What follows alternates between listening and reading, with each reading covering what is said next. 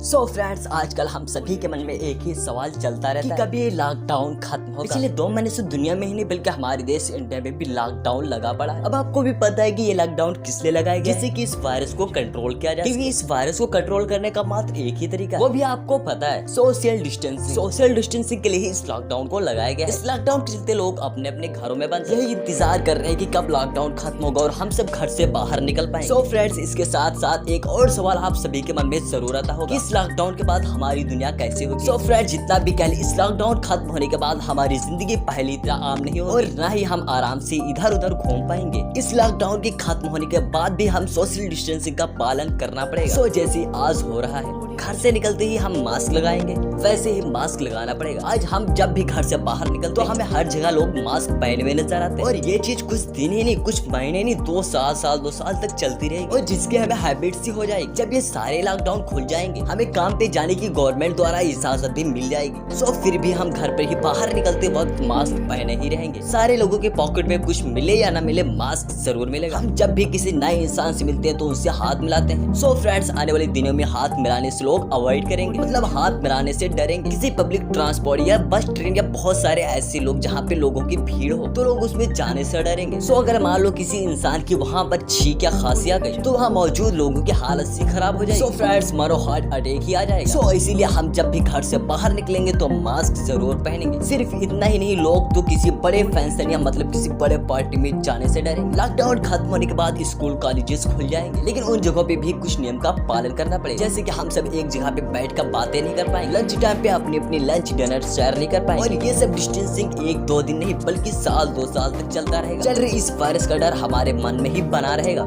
इसके अलावा भी लॉकडाउन खत्म होने के बाद जो लोग एक देश से दूसरे देश जॉब करने या पढ़ाई करने के लिए जाते हैं, वो आने वाले कुछ समय तक दूसरे देशों में पढ़ाई करने के लिए जाने से डरेंगे। सिर्फ इतना ही नहीं, जिन्हें घूमना बेहद पसंद, ऐसे लोग भी अपने घर पर ही रहना पसंद करेंगे। साथ ही साथ चाइना से आने वाली हर प्रोडक्ट, चाहे वो मोबाइल हो या फिर कोई इलेक्ट्रॉनिक गैजेट या अन्य जरूरत की चीज है, वो हर चीज भारत ही नहीं हर देश बैन कर चुका हो। और चाइना के साथ हर तरह के होने वाले इम्पोर्ट एक्सपोर्ट 5 सालों तक बंद होने के आसार, मतलब कोई पक्का नहीं, सिर्फ कहा जा रहा है। सो फिर भी बहुत बुरी खबर है कि चाइनीज जो प्रोडक्ट होते हैं वो इतनी कम दामों के होते हैं कि आम आदमी भी चाइना के प्रोडक्ट को यूज कर सकता है। लेकिन आने वाले दिनों में चाइना के प्रोडक्ट अवेलेबल नहीं होंगे, लेकिन ऐसा सिर्फ हो सकता है चाइनीज प्रोडक्ट बैन होने के बाद ओनली एक ये फायदा होगा कि जिन सब चीजों का प्रोडक्शन हमारे देश में होता है, सो हमारे देश में ही हो रहे प्रोडक्शन की बिक्री बढ़ जाएगी और साथ ही साथ इंडियन इंडस्ट्री का इससे काफी फायदा होगा। इन सब बदलाव में एक जो बदलाव आएगा वो हमारे देश की इकोनॉमी, जो कि हमारे देश की इकोनॉमी पे बहुत ही बुरा असर पड़ेगा। एक रिपोर्ट के हिसाब से हमारे देश की इकोनॉमी, हमारे देश की जीडीपी 2.2% के आसपास पहुंच चुकी है, जो कि पिछले 10 से 15 सालों में भी नहीं देखा गया। सिर्फ यही नहीं, लॉकडाउन की वजह से हमारे देश को 5 लाख करोड़ का नुकसान, मतलब बहुत ही ज्यादा नुकसान झेलना पड़ा, जो कि काफी चौंकाने वाला है। एक्सपर्ट के मुताबिक इस लॉकडाउन के खत्म होने के बाद लाखों लोगों